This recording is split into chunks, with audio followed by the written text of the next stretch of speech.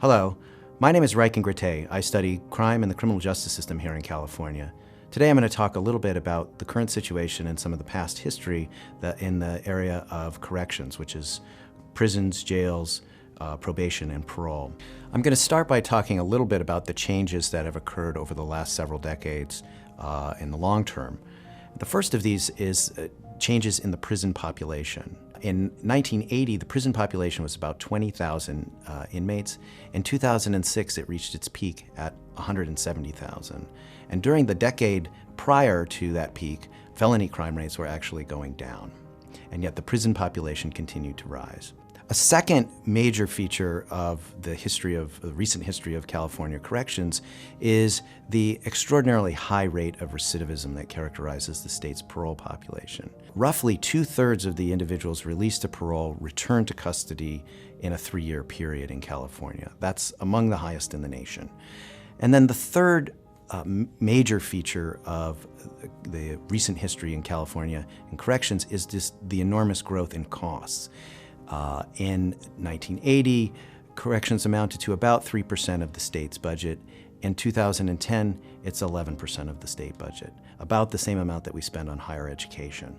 Turning to more of the short-term changes in the system, of course, one of the things that has happened since 2008 is that all departments in state government have suffered substantial cuts as a result of the budget crisis. But in corrections, those cuts corresponded right at the same moment that the federal courts intervened in the medical and mental health care cases and ordered the state to reduce its prison population to 110,000 inmates.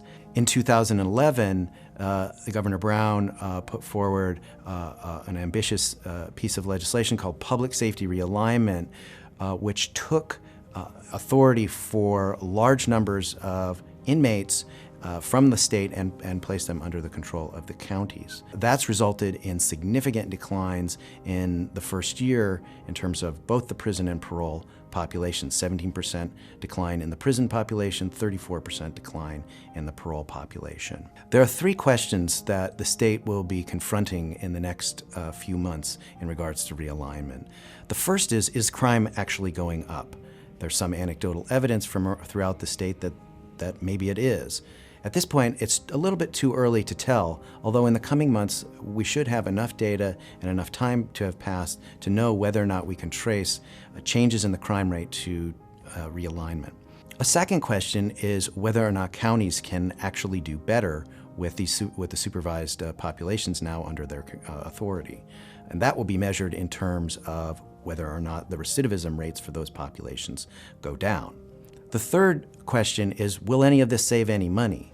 Or does it simply move the expense from the state level down to the county level? Finally, in recent months, it's become clear that the California Department of Corrections and Rehabilitation will not reduce its prison population to the level targeted by the court.